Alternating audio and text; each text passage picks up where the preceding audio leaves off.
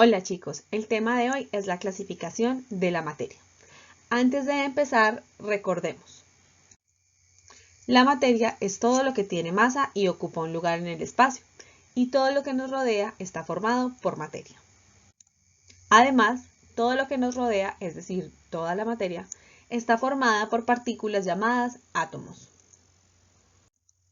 Ahora sí vamos a ver la clasificación de la materia.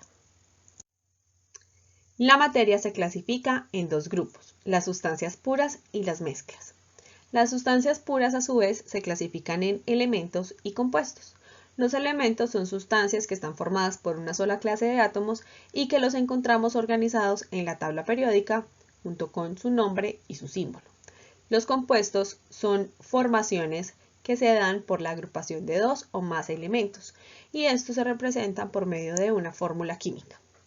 Las mezclas se pueden clasificar en homogéneas y heterogéneas. Las mezclas homogéneas son aquellas en las que no podemos distinguir los componentes a simple vista, lo que significa que tienen una sola fase.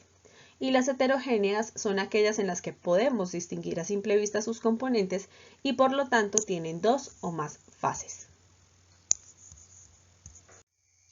Las mezclas homogéneas también se conocen como soluciones y están compuestas de dos partes, el soluto y el solvente.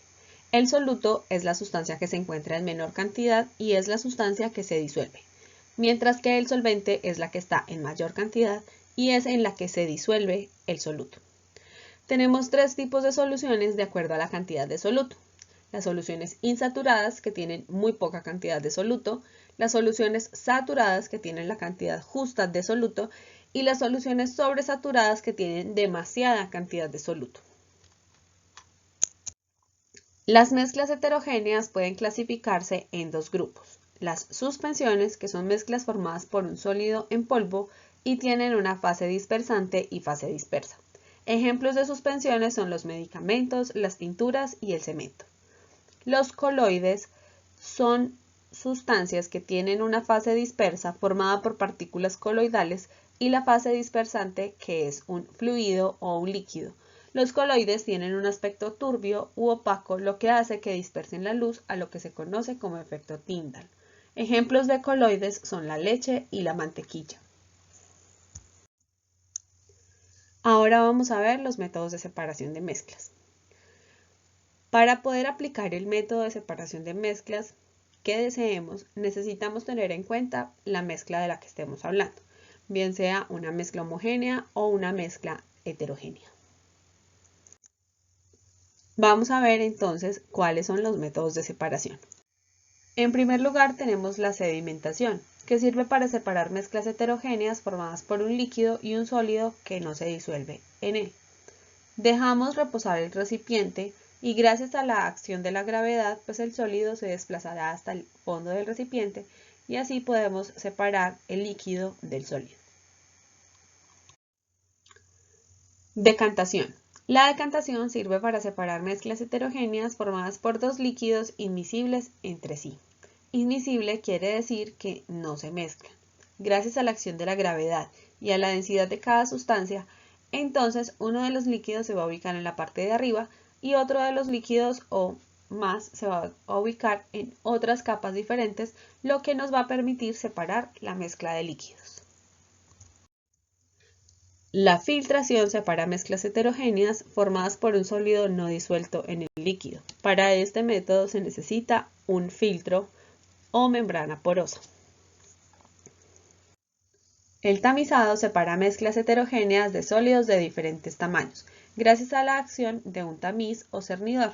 El tamiz es un elemento que tiene agujeros de determinado tamaño, lo que permite que los sólidos más grandes queden atrapados en esa malla y los más pequeños pues pasen a través de ella. La destilación separa mezclas de líquidos miscibles entre sí, gracias a las diferencias en los puntos de ebullición de cada sustancia que conforme la mezcla. El punto de ebullición es la temperatura en la que los líquidos pasan a estado gaseoso. Por medio del montaje que ustedes ven en la imagen, pues entonces puede llevarse a cabo el proceso de la destilación para poder separar los líquidos. La cristalización se usa para separar mezclas homogéneas. Es un proceso que requiere varios pasos y generalmente se usa en la purificación de sustancias químicas. La cromatografía sirve para separar mezclas complejas como los pigmentos.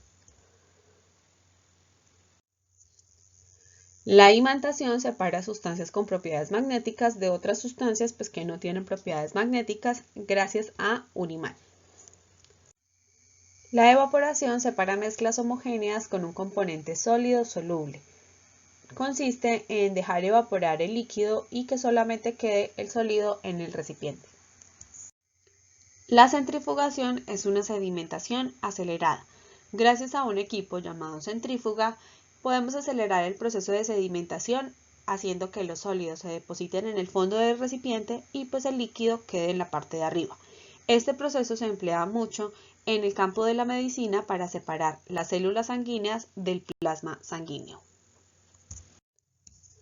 Es todo por este video. Recuerda tomar nota de las dudas que tengas para que podamos hablarlas en nuestra sala Zoom.